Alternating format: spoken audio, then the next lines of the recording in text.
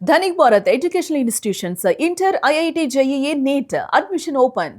Hello guys, welcome to it's UTV. నేను మీ నందు. ఇవాళ మనతో పాటు స్టూడియోలో సీనియర్ ఫైనాన్స్ అడ్వైజర్ రామచంద్రమూర్తి గారు ఉన్నారు. మరి సార్తో మాట్లాడి ప్రజెంట్ మార్కెట్లో రకరకాల డౌట్స్ వస్తున్నాయి, రకరకాల కొత్త అప్డేట్స్ వస్తున్నాయి, అవన్నీ సార్తో మాట్లాడి క్లియర్గా తెలుసుకుందాం. నమస్తే సార్. నమస్తే అండి. సార్, రీసెంట్గా మనం చాలా మార్పులు సొసైటీలో చూస్తూ వస్తున్నాం.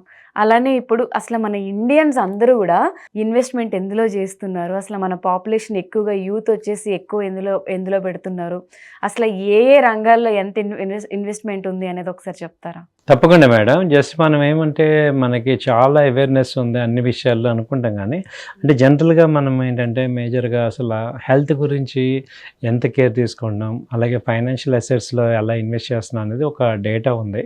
ఆ డేటా ప్రకారం మనకు ఒక అనాలిసిస్ చూద్దాం ఇవాళ. సో ఇప్పుడు మనం 150 crores ఆల్రెడీ పాపులేషన్ ఉంది కాబట్టి, సో ఇందులో ఏంటంటే ఇప్పటిదాకా ఇన్సూరెన్స్, లైఫ్ ఇన్సూరెన్స్ ఉన్నది 21% పీపుల్కి మాత్రమే లైఫ్ ఇన్సూరెన్స్ ఉంది. సో 150లో 21 అంటే దాదాపు 30 కోట్ల మందికి ఇన్సూరెన్స్ ఉంది. అలాగే ఈ ప్రావిడెంట్ ఫండ్ కానీ, పెన్షన్ స్కీమ్ కానీ, స్మాల్ సేవింగ్ స్కీమ్స్ కానీ వీళ్ళు ఎంతమందికి ఉన్నాయంటే అందరూ దాదాపు ఇప్పుడు మనం చూసుకుంటే 150 crores ఇంకా కొంచెం మనం డీటెయిల్గా తీసుకుంటే అబౌవ్ 15 to 50 years మధ్య ఉన్న వాళ్ళు 90 crores ఉన్నారు. సో వీళ్ళల్లో వర్కింగ్ చేసే వాళ్ళు దాదాపు 50 crores ఉన్నారు అనమాట. సో వీళ్ళల్లో పెన్షన్ స్కీమ్ కానీ, ఈ పెన్షన్ కానీ వచ్చేది ఓన్లీ 13% పీపుల్కి మాత్రమే వస్తుంది. అలాగే బ్యాంక్ డిపాజిట్స్ చేసుకుంటే మీకు ఆల్మోస్ట్ 45% పీపుల్కి బ్యాంక్ డిపాజిట్స్ ఉన్నాయి. డిపాజిట్స్ అంటే బ్యాంక్ ఫిక్స్డ్ డిపాజిట్స్ ఉన్నాయి దాదాపు. అంటే హాఫ్ ఆఫ్ ద ఇండియన్స్కి బ్యాంక్ డిపాజిట్స్ అయితే కంపల్సరీ మెయింటైన్ చేస్తున్నారు వాళ్ళకి ఎంతో కొంత. అలాగే డైరెక్ట్ ఈక్విటీ ఇన్వెస్ట్మెంట్స్ ఏంటంటే షేర్స్, డిబెంచర్స్, వీటిలో 5% పీపుల్ మాత్రమే ఇన్వెస్ట్మెంట్ చేస్తున్నారు. టోటల్ 150 crores-లో 5% పీపుల్, వాళ్ళకి మాత్రమే ఈక్విటీస్ గురించి తెలుసు. అలాగే మ్యూచువల్ ఫండ్స్ తీసుకుంటే 8% పీపుల్కి మ్యూచువల్ ఫండ్స్ మీద ఇన్వెస్ట్మెంట్ చేశారు. సో లైఫ్ ఇన్సూరెన్స్ అయితే 21% పీపుల్ చేశారు. ఇప్పుడు ఇదే మనం యూఎస్ డేటా చూస్తే ఆల్మోస్ట్ 75% పీపుల్ ఈక్విటీలో ఇన్వెస్ట్ చేస్తున్నారు. ఆల్మోస్ట్ 90% పీపుల్కి ఇన్సూరెన్స్ ఉంటుంది.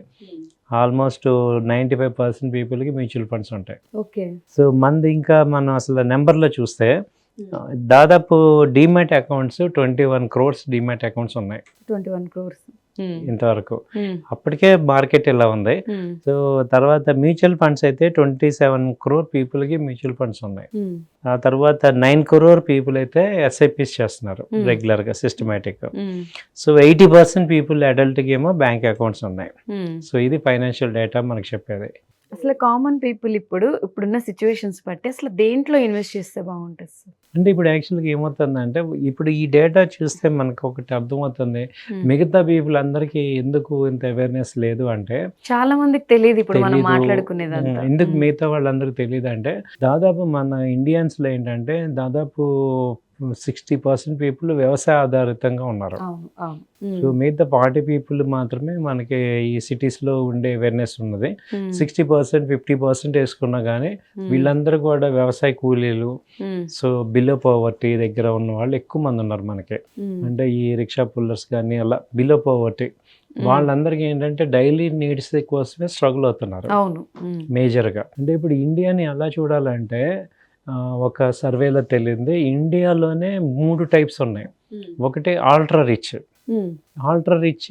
15%, 20% పీపుల్ ఏమో ఆల్ట్రా రిచ్ ఉన్నారు. అంటే హై లెవెల్ నెట్వర్క్ క్రియేట్ చేసుకొని వాళ్ళు ఉన్నారు. అలాగే ఒక 60% వరకునేమో normal middle to rich people ఉన్నారు. సో ఒక అంటే ఆల్ట్రా రిచ్ 20 ఉంటే వీళ్ళు 40 పీపుల్. మళ్ళీ 40% ఏమో కంప్లీట్ బిలో పవర్టీ ఉన్నారు. అంటే ఇండియాని అలా చూడాలంటే 3 పార్ట్లుగా చూడాలి. సో ఇప్పుడు అమెరికా అనుకోండి ఓన్లీ రిచ్ పూరే ఉంటారు. ఇక్కడ ఏంటంటే 3 categories వాళ్ళు సిగ్నిఫికెంట్ ఇంపాక్ట్ ఉంది. అవును. సో ఇప్పుడు 50 కోట్ల ప్రాపర్టీ ఉంది, 5 లక్షల ప్రాపర్టీ కూడా ఉంది. సో ఒకే గదిలో ఉండేవాళ్ళు ఉన్నారు. అలా ఏంటంటే ఇండియాని వాళ్ళ చూడాల్సిన పద్ధతి, అందుకే మార్కెటింగ్ స్ట్రాటజీస్ కానీ కంపెనీస్ ఇండియాని చూసే విధానం ఏంటంటే డిఫరెంట్ ప్రొడక్ట్స్ డిఫరెంట్ పీపుల్కి డిఫరెంట్గా యాడ్ ఇవ్వాల్సి వస్తుంది.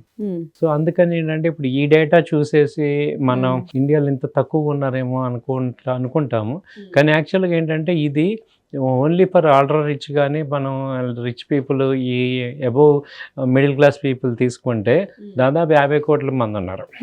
అంటే మిగతా 100 crores దాదాపు ఎలా ఉందంటే బిలో మోడరేట్గా కానీ బిలో పవర్టీలో కానీ ఉన్నారు. కాబట్టి వాళ్ళకి ఏంటంటే డైలీ నీడ్సే వర్క్ కష్టం అవుతున్నాయి. సో అలాంటి అంటే ఇండియాని అలా చూడాలి మనం చూసే విధానం బట్టి.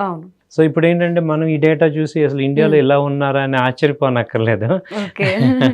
సో కాకపోతే ఏంటంటే వాళ్ళకి గవర్నమెంట్ స్కీమ్స్ వల్ల వాళ్ళు బెనిఫిట్ అవుతూ ఉంటారు. రెగ్యులర్గా ఆధార్ కార్డుతో ఉంది కదా, అలాంటి బెనిఫిట్స్ వాళ్ళకి వస్తుంటాయి. సో ఇలా ఉంటాయి. సో ఇప్పుడు మనం మాట్లాడుకుంటే ఏంటంటే ఈ డేటా ప్రకారం చూసుకుంటే ఇప్పుడున్న పరిస్థితుల్లో ఎక్కువ మంది ఏంటంటే ఈ middle class to above middle class rich వరకు ఉన్నారు. కాబట్టి వీళ్ళని పాయింట్లో చూస్తే ఇంకా కొంచెం అవేర్నెస్ అనేది ఇంకా రావాలి.